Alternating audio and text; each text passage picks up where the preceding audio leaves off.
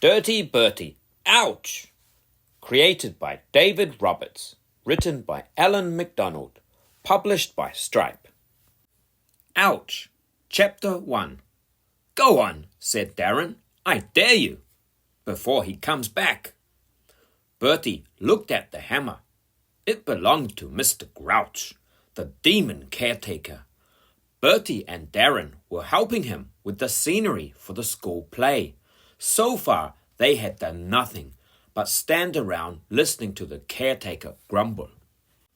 But Mr. Grouch wasn't around right now. He'd gone off to fetch some more nails, leaving his hammer lying on the stage. "Why don't you do it?" asked Bertie. "I dared you first," said Darren. "I dare you back," said Bertie. "I double dare you. No returns," said Darren. Bertie looked around. He never refused a dare, not even the time Darren dared him to look Mr. Weekly in the store cupboard. And this was just one little tap with a hammer. What harm could it do? A nail was sticking up, practically begging to be hit. Bertie picked up the hammer and took a swing. "Watch what you're doing," cried Darren, ducking out of the way. "Well, stand back then," said Bertie. "I need room." He glanced around, checking that no one was about. All clear. Dink! He tapped the nail on the head. Darren rolled his eyes. "Not like that. Give it a proper whack." Bertie held the nail between his finger and thumb. He swung the hammer back and brought it down. Thunk! "Yow!" he wailed, dropping the hammer. "What did you do?" said Darren. "I hit my thumb. Ow! Ow!" Bertie hopped around like a frog on a dance floor. "Shh!" hissed Darren. "Someone will hear you." Bertie was in too much pain to care. "Ow! Ow! Ow!" he howled. Footsteps came thudding down the corridor. Mr. Grouch burst into the hall, followed by Miss Boot. "What's going on?" yelled Miss Boot. "Nothing, miss," said Darren. "Ah! Ugh!" cried Bertie, doubled over in pain. Mr. Grouch spotted the hammer on the floor. "Have you been playing with this?" he growled, picking it up. Darren shook his head. "No," he said, "I haven't." Miss Boot turned on Bertie. "Did you touch this hammer?" "I was only trying to help," moaned Bertie. "I knew it," cried Mr. Grouch. "I turned my back for 2 seconds and this is what happens. That boy is a menace. He should be expelled." "Yes, thank you, Mr. Grouch," said Miss Boot. "I will deal with this." "Ow! Ow!" wailed Bertie. "I think it's broken." "Don't make such a fuss," snapped Miss Boot. "Let me see." Bertie let go of his thumb and held it out for inspection. Yikes! It had turned purple and swollen up like a balloon. "I don't feel very well," he said, going pale. Miss Boot took charge. "Darren, take him to Miss Skinner's office," she ordered. "And Bertie, don't think you've heard the last of this. I shall be speaking to your parents." Bertie sat outside Miss Skinner's office, nursing his injured thumb. It was wrapped in a wet paper towel. He couldn't believe the way everyone was remaining so calm. Why hadn't they called an ambulance? For all they knew, he could be dying. The door flew open and his mum hurried in. "Bertie, are you all right?" she cried. Bertie shook his head weakly and held up his hand. "I think it's bonkers," he moaned. "Your hand." "My thumb." "Well, what happened?" "It wasn't my fault," said Bertie. "I was trying to help. The hammer slipped." "Hammer?" shrieked Mum. "What on earth were you doing with a hammer?" "Hammering," replied Bertie. "Well, next time, Don't. Hammers are dangerous, said Mum. Let me see. Bertie gingerly unwrapped the soggy paper towel. His thumb was still swollen. Mum stared. Is that it? She said. I thought it was serious. It hurts, said Bertie. It's probably broken. So will you keep saying, sighed Mum. Well, we'd better get checked out. Let's get you to hospital. Chapter 2. Later that afternoon, Bertie sat in the hospital waiting room. It was packed with people. Bertie stared at a small girl with her foot in plaster. Beside her was a man in a neck collar and a boy with a saucepan jammed on his head. You got all kinds of people in hospitals. Bertie checked his thumb again to see if it had got any bigger. It hadn't. He looked at the clock. They had been waiting for hours, and he hadn't eaten since lunch. His stomach gurgled. If they waited much longer, he might pass out with hunger. Tempting smells drifted across from the snack bar. Mum, can I get some crisps? He asked. No, said Mum. I thought you were in agony. I am, said Bertie. But crisps might take my mind off it. Mum gave him a wary look. You're not having crisps now, she said. Bertie sighed. How about a donut then? No, Bertie, snapped Mum. Just sit quietly and wait for the doctor. Bertie slumped in his seat. Talking about food only made him hungrier. Maybe he could just investigate what the snack bar had to offer. He got up. Where are you going? Asked Mum, lowering her magazine. Nowhere. Just to have a look, pleaded Bertie. Well, stay where I can keep an eye on you. There was a queue of people at the counter. Bertie hung around for a while, hoping someone might take pity on a starving boy. No one did. On a nearby table, he noticed a bowl containing small packets of mayonnaise, tomato ketchup, and mustard. Bertie sipped a couple of them into his pocket as emergency supplies for later.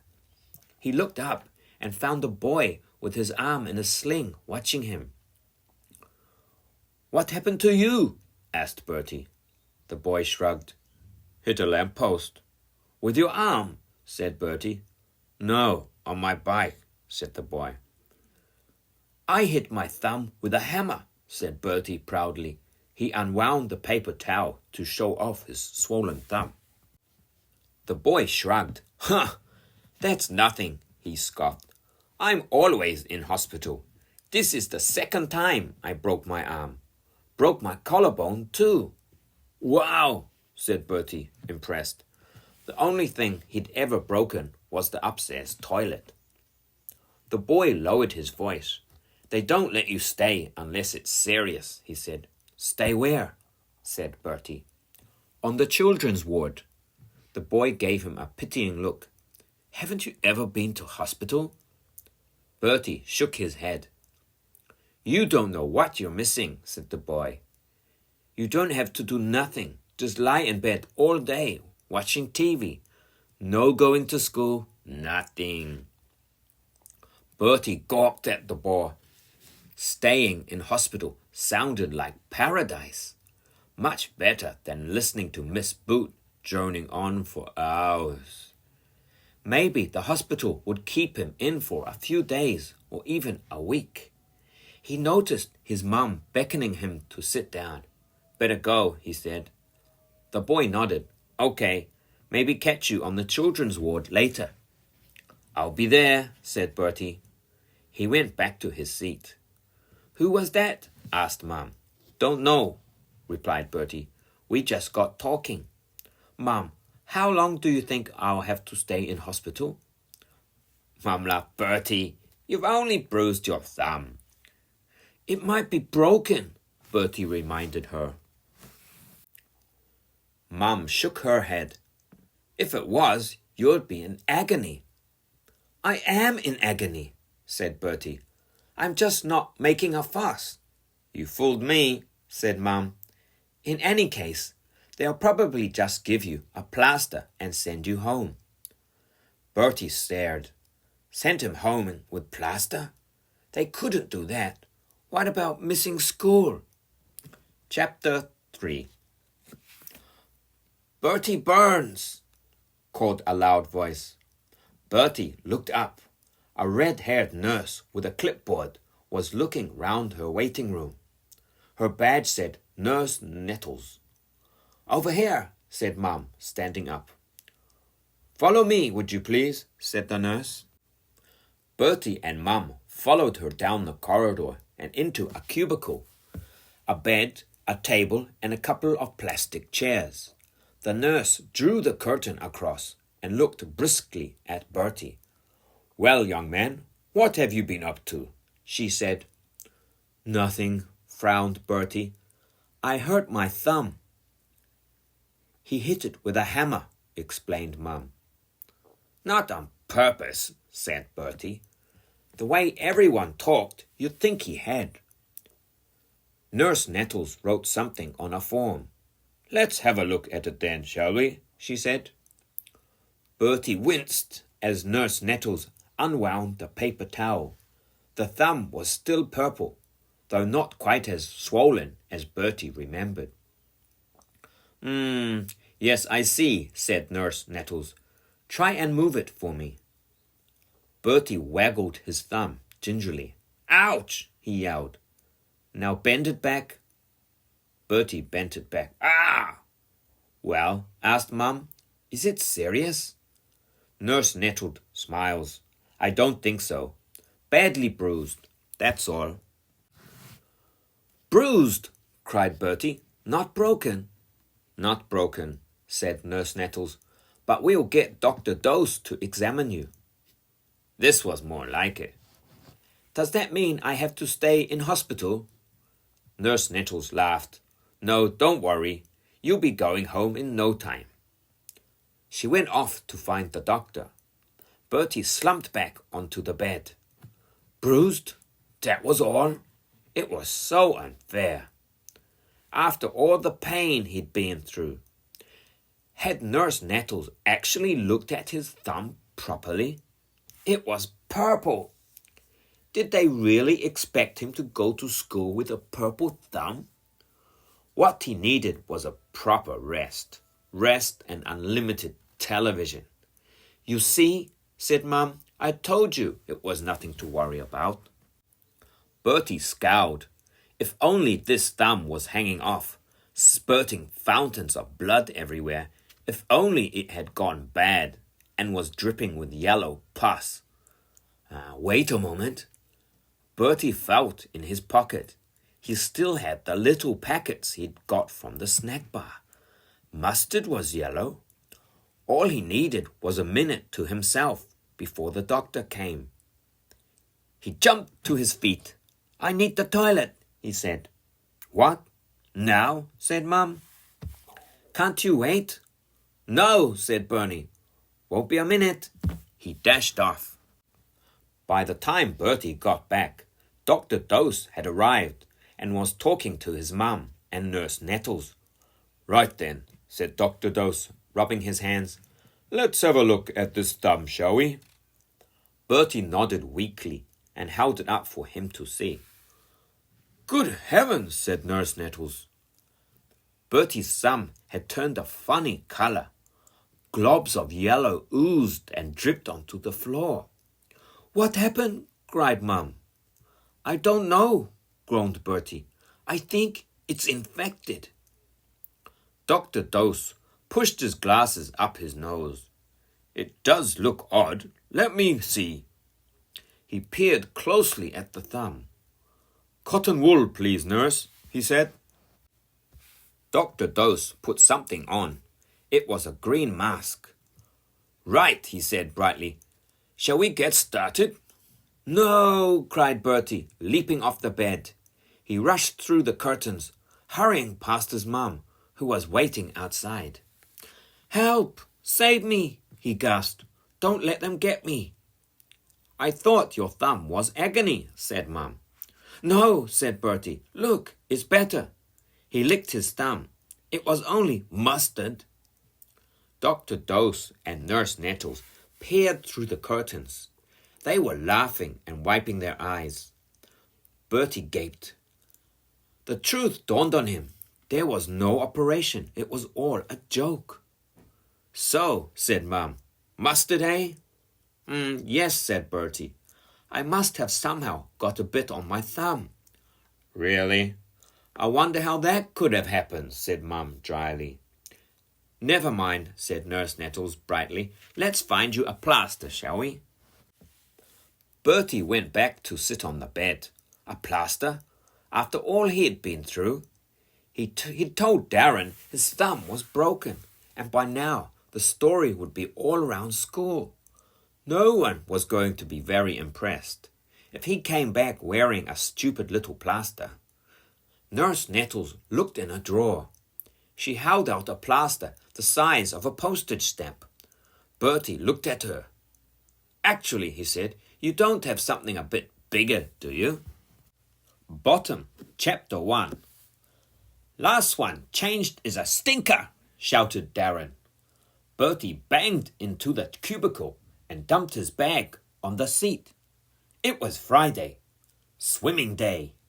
He stripped off his clothes, dropping them in a messy heap. Then he picked up his bag and emptied it out. Goggles, towel, shower gel. Wait a minute. Where were his swimming trunks? His heart missed a beat. He picked up his towel and shook it out. Nothing. He searched the bottom of his bag. Empty. Surely he hadn't. He couldn't have left his swimming trunks at home. Miss Boot would go up the wall. He wrapped a towel round his waist and climbed onto the seat. Psst, Eugene, he hissed, peering into the next cubicle. What? Eugene blinked at him through his goggles. I forgot my trunks, said Bertie. You're joking, said Eugene. Darren's head popped up from the next cubicle along. What's going on? Bertie's forgotten his trunks, explained Eugene. You haven't. I have, groaned Bertie. You've got to help. Miss Boot will kill me. His friends nodded grimly. A few weeks ago, Trevor had forgotten his towel. Miss Boot had made him do 20 laps of the changing room to dry off. What am I going to do? Moaned Bertie. Darren shrugged. You'll just have to wear your pants. Bertie gave him a look. I can't swim in my pants, he said. His pants had holes in them, and besides, they looked like pants. He turned to Eugene. Didn't you bring a spare pair? Why would I do that? Asked Eugene. So I can borrow them, of course. Eugene shook his head. Darren, what about you? Pleaded Bertie. Sorry, can't help, said Darren. Bertie gave a heavy sigh. He was sunk. There was a loud bang on the changing room door. 1 minute, get a move on, bellowed Miss Boot. Sorry, Bertie, we better go, said Eugene. You know how mad she gets if you're late. Yeah, said Darren, good luck. The two of them hurried out, leaving Bertie alone. He slumped on the seat in despair. Suddenly, an ugly face appeared in the gap under the door. It was Noel Nick, the last person on earth he wanted to see. Oh dear, Bertie, forgotten your swimming trunks, he jeered. Wait till Miss Boot finds out. He disappeared, sniggering to himself. Bertie sank back against the wall. Maybe if he just stayed here, he wouldn't be missed, and the swimming lesson would go ahead without him. Afterwards, he could wet his hair under the tap and slip on to the coach. Wham! The changing room door flew open. Footsteps thudded down the corridor. "Bertie, where are you?" boomed Miss Boot. "Come out of there!" "I can't," moaned Bertie. "I haven't got any trunks." Miss Boot raised her eyes to heaven. Why did it always have to be Bertie? "Open this door," she ordered. Bertie slid back the lock and peeped out, holding the towel round his waist. "Couldn't I just sit and watch?" he pleaded. "Certainly not," snapped Miss Boot. "You'll just have to borrow some trunks."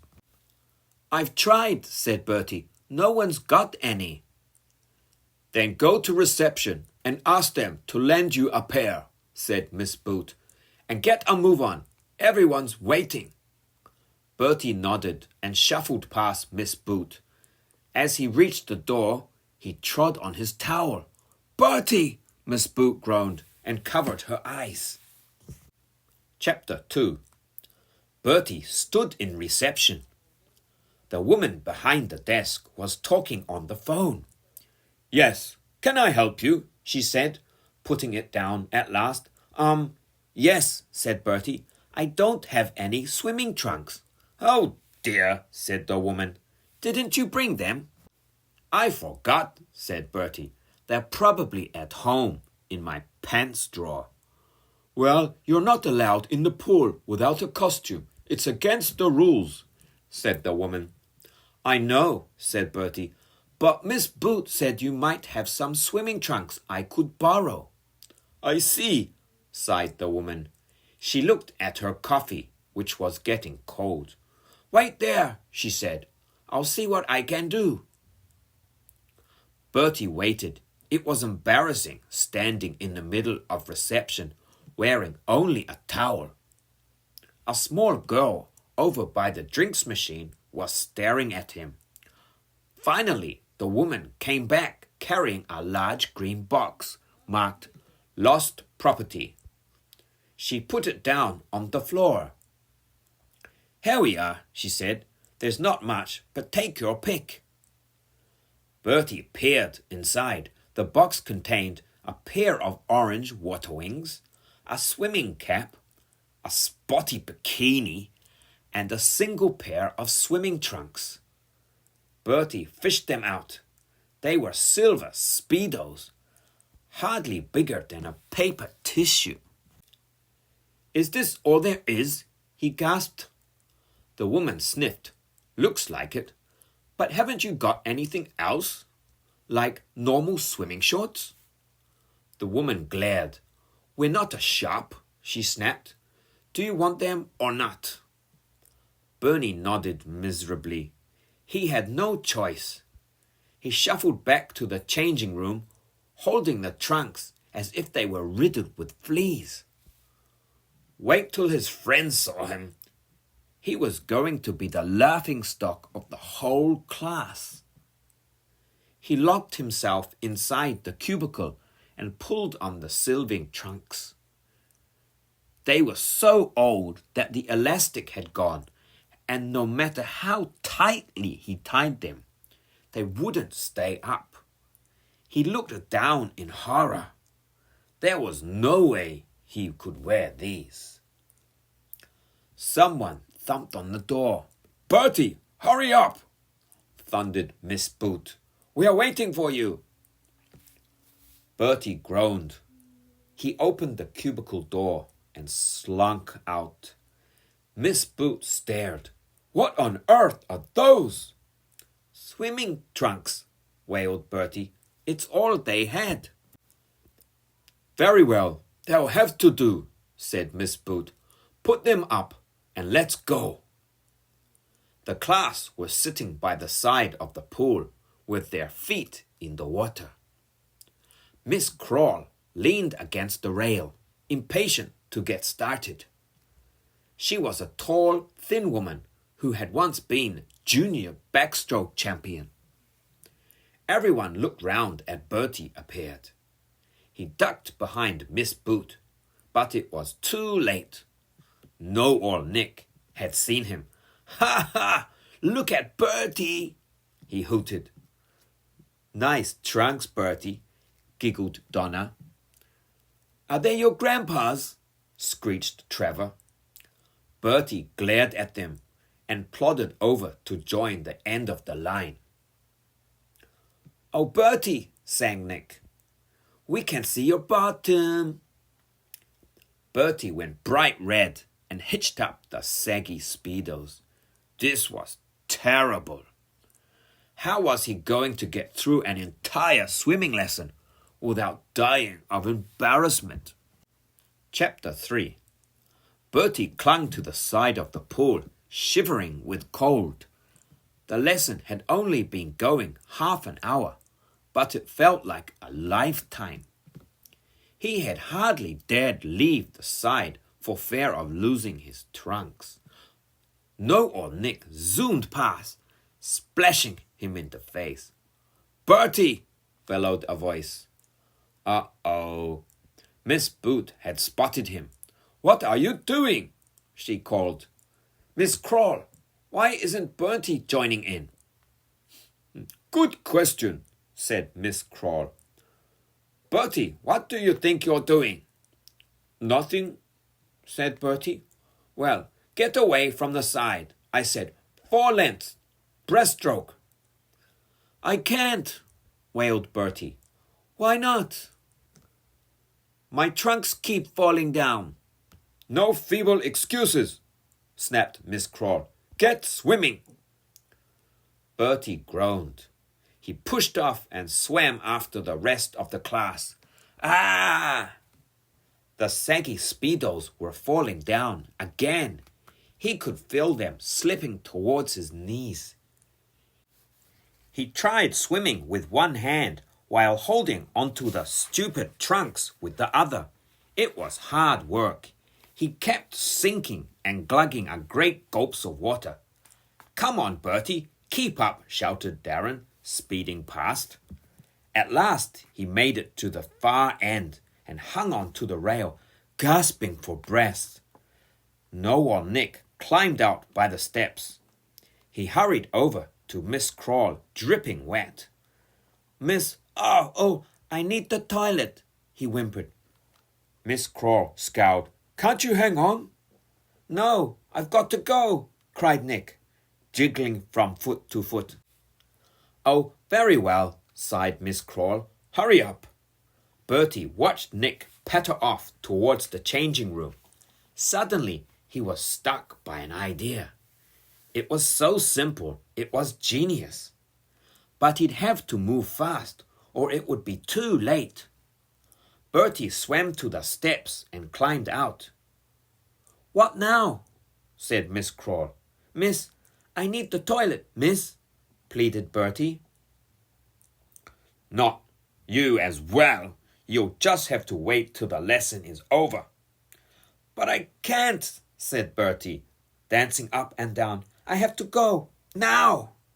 Miss Crawl sighed heavily. "Go on then, make it quick."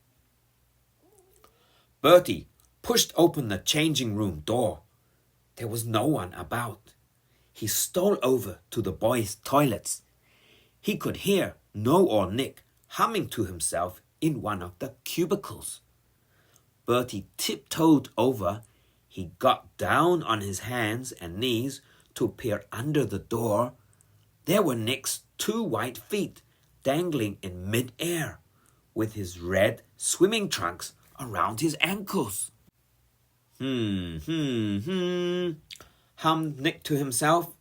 Slowly, silently, Bertie reached his hand under the door. Snatch! He grabbed the red swimming trunks and yanked them off. "Ah!" cried Nick, overbalancing and falling off into the toilet. "Hey, give them back," he howled. "They're mine." "Sorry, Nicholas," replied Bertie. "I need them." Nick banged on the door. "I'll tell," he yelled. "You give them back, Bertie, or I'll tell." There was no reply. Cautiously, Know-all Nick unlocked the door and came out. Bertie had vanished. All that remained was a soggy pair of Speedos lying on the floor. Chapter 4. Back in the pool, Bertie joined the rest of the class. Peep! Miss Kroll blew her whistle. Everyone out! Line up by the side! Eugene climbed out after Bertie. Where did you get those trunks? He asked in surprise. I thought yours were teeny-weeny. Bertie grinned. I'll tell you later. Right, said Miss Kroll. I want you all to try the standing dive we did last week. Just a minute, Miss Boot had been counting heads. We're missing someone. Where is Nicholas? Miss Kroll frowned. He went to the toilet, but that was ages ago. Miss Boot marched over to the boys' changing room. She pounded on the door. Thump, thump. Nicholas, are you in there? No answer. Nicholas, come out. I can't, wailed a voice. Nonsense! What's the matter with you? Barked Miss Boot. I haven't got any trunks. Don't be ridiculous. You were wearing them earlier. Come out this instant. Please don't make me, sniveled Nick. But Miss Boot was not a patient woman. If you're not out in 10 seconds, I shall come in and drag you out, she warned. The door opened slowly, and Know-All Nick shuffled out. He was covering himself with a small yellow towel. Line up then, ordered Miss Boot. But Miss Bertie's... Line up, I said. You're keeping everyone waiting. Know-All Nick gulped. He drooped over to join the line and put down his towel. He was wearing the saggy silver Speedos. Ha ha! hooted Bertie. Hee, nice trunks, Nick, giggled Darren.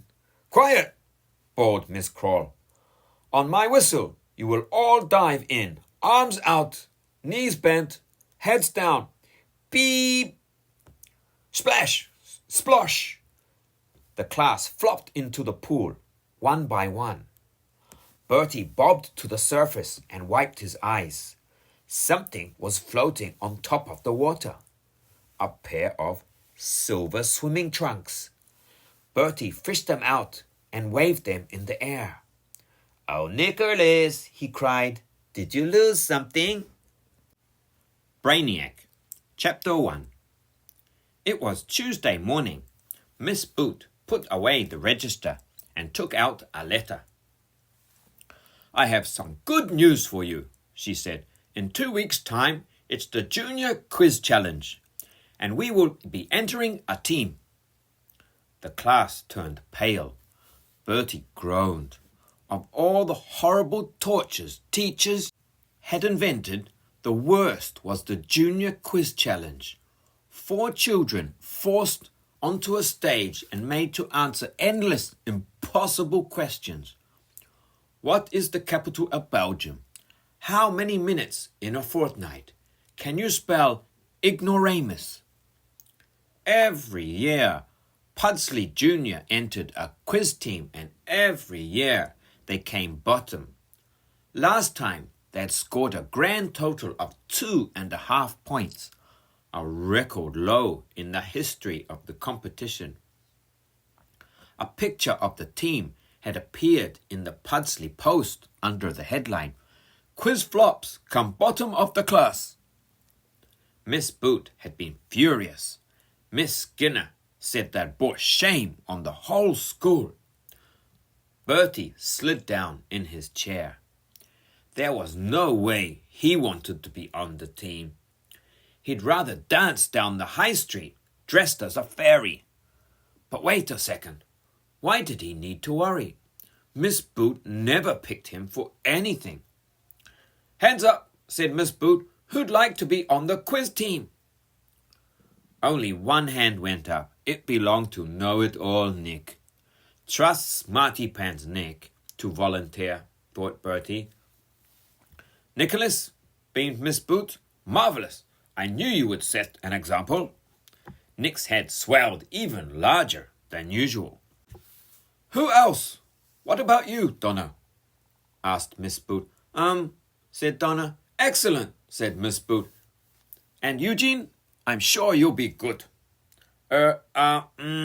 Mumbled Eugene. Splendid. That's 3 then, said Miss Boot. So we need just 1 more to complete the team. Her gaze swept over the rows of faces. The class shrank back, desperate to avoid her eye. Darren raised his hand. What about Bertie, miss? He asked. Bertie spun around. Me? Are you mad? He glared at Darren. Then he remembered yesterday he had put superglue on Darren's chair, and Darren had vowed to get revenge. Miss Boot frowned. I don't think so, she said. We need bright, clever children, and Bertie is... Well, his talents lie in other areas. This was true, thought Bertie. He was the class burping champion, and he did a brilliant impression of Miss Boot. But Miss Bertie is brilliant at quizzes, claimed Darren, grinning at Bertie. No, I'm not, cried Bertie. You are, lied Darren. You've always got your head in a quiz book. Thank you, Darren. I'll bear that in mind, said Miss Boot. She turned back to the class. 1 more volunteer, she said. Who'd like to represent our school? Royston? Royston shook his head. Nisha? Nisha hid behind Donna. Kylie? Kylie looked as if she might be sick. Miss Boot sighed heavily. Very well. Bertie, you're in the team. But Miss... moaned Bertie. No need to thank me, said Miss Boot. Just remember, I'm giving you a chance, Bertie. Last year's team did not make their school proud, but this year will be different. Because you will be prepared. And when the time comes, I expect you to win. Is that clear? The quiz team nodded their heads gloomily. Bertie glared at Darren. This was so unfair. Chapter 2. Dring! The bell went for lunchtime. Bertie headed for the door. Bertie, called Know-it-all Nick. Quiz team meeting. Bertie rolled his eyes and flopped into a chair beside Eugene, who wanted to be stuck inside listening to Nick when you could be outside playing. Now, said Nick, Miss Boot told me to choose a team captain. I think we all have to know who that should be. Who? Said Donna. Well, me, obviously, said Nick. Why you? Because I'm the cleverest, boasted Nick. The ugliest, you mean, muttered Bertie. Nick ignored him. Practice sessions will be every lunchtime, starting today. Every lunchtime, groaned Eugene. How can we practice for a quiz? By answering test questions, of course, said Nick. Miss Boot lent me this. He reached out into his bag and brought out the bumper book of quiz fun. Right, I'll be quizmaster, he said. And who's testing you? Asked Donna. No one, because I'm captain. I've got the book, said Nick. Anyway, I don't need the practice. Bertie, you can go first because you're the most stupid. Eugene, you time him. You've got 1 minute. Eugene, set the timer on his watch. Donna, you keep the score. Ready? Said Nick, settling on a page in the book. Go. Hades was the god of what? Never heard of him, said Bertie. He's a Greek god, stupid, like Zeus and Mars. Isn't that a chocolate bar? Said Bertie. What? Mars? Yes. No. I'm asking the questions, snapped Nick, getting muddled. Well, what's the good of asking me stuff I don't know? Grumbled Bertie. Why don't you try asking me something I do know? Nick sighed. Next question. Time's up, shouted Eugene. And in that round, Bertie, you answered no questions and scored no points, said Donna.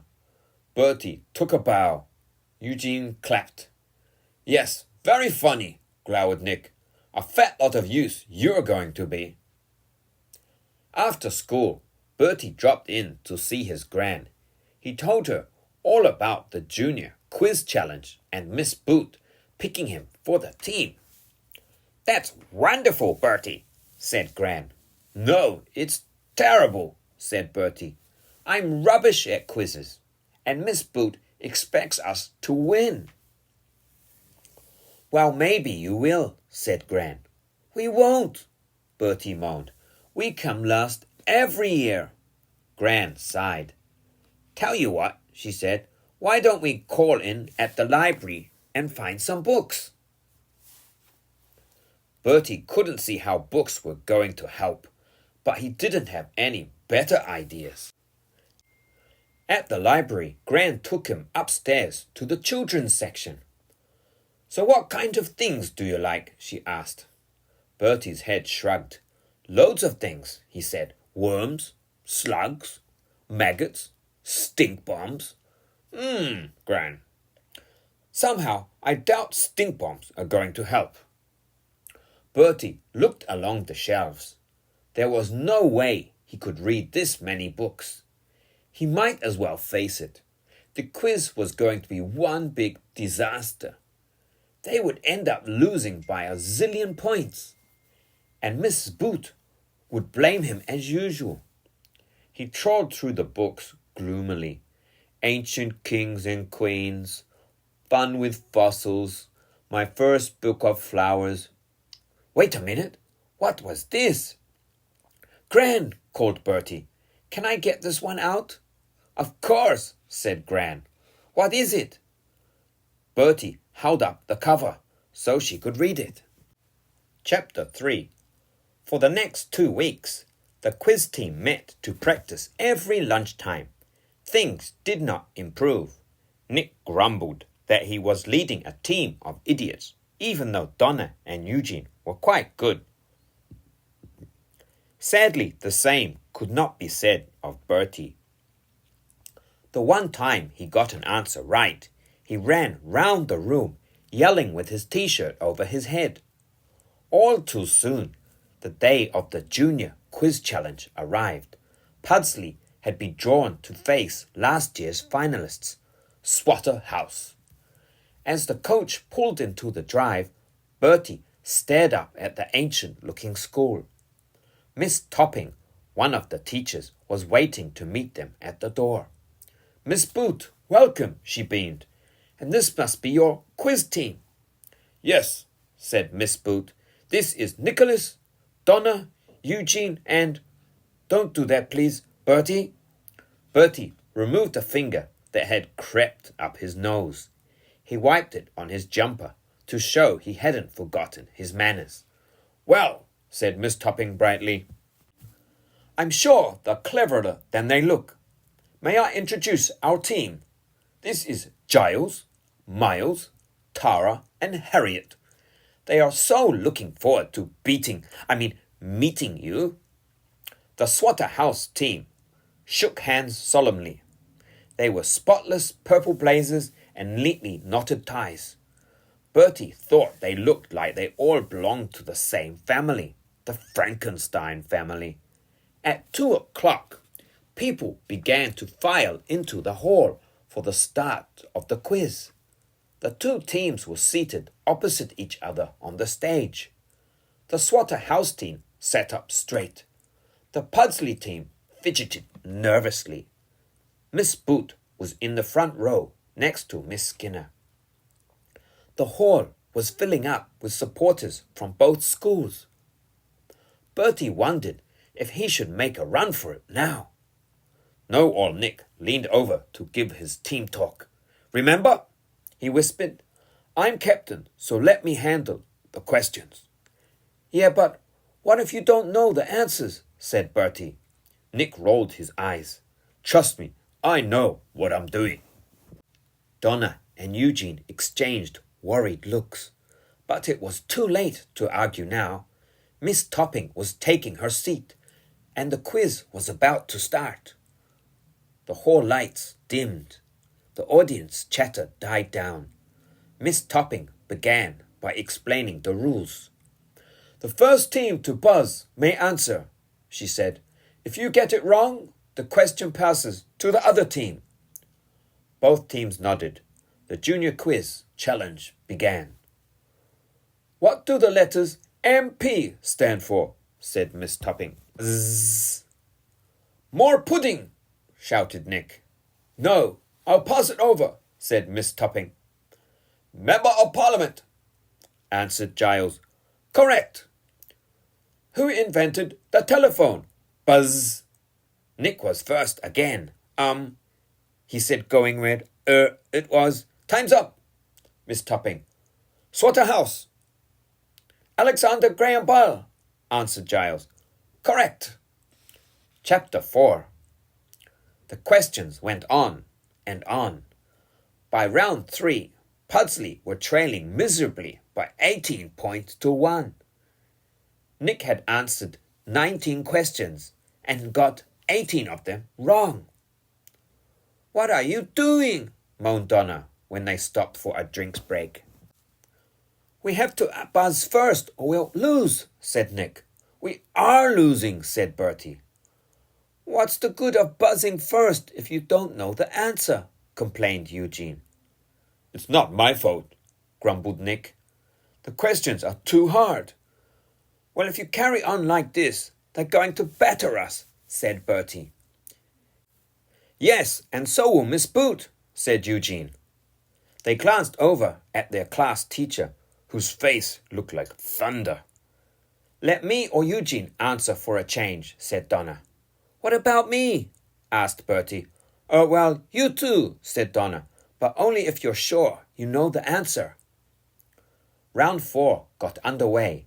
It was about books. "Who wrote the BFG? Buzz." Donna got there first. "Roald Dahl," she answered. "Correct." "Can you name the famous 5? Buzz." The scoreboard ticked over.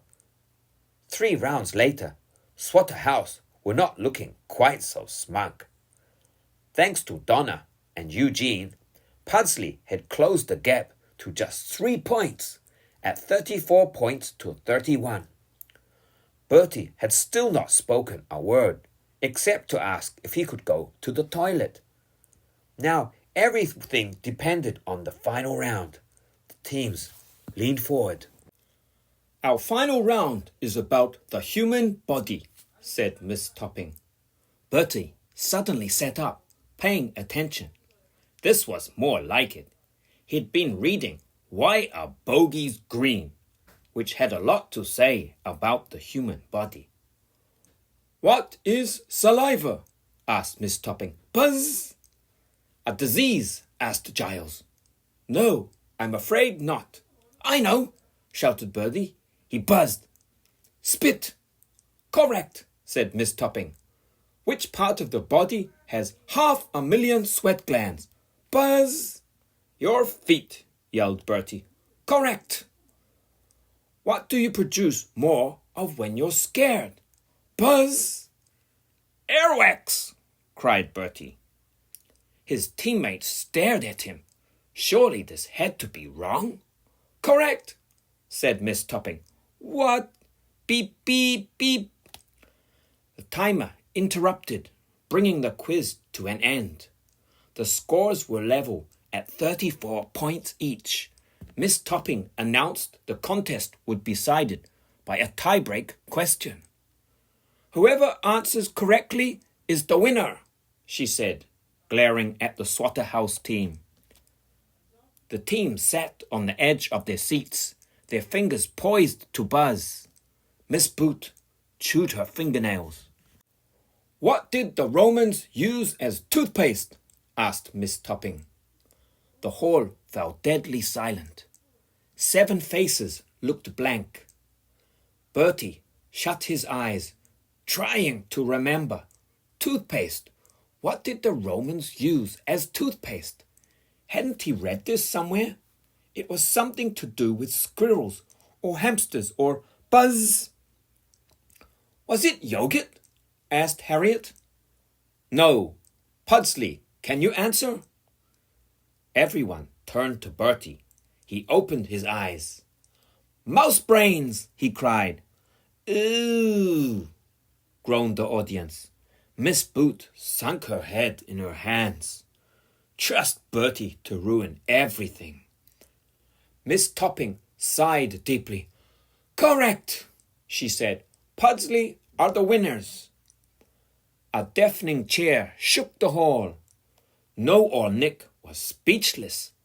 Miss Boot and Miss Skinner hugged and danced round the room for the first time ever. Pudsley had won a quiz contest, and Bertie, of all people, had answered the winning question. He ran round the stage yelling until he was carried off by his cheering teammates. Well, we did it, said Eugene, as they finally left the hall. Yes, said Bertie. Thank goodness it's all over. Until next time, said Miss Boot. Bertie stared at her. Next time? Of course, said Miss Boot. That was just the first round. There's 6 more before you reach the final. She thumped him hard on the back. And we are all counting on you, Bertie.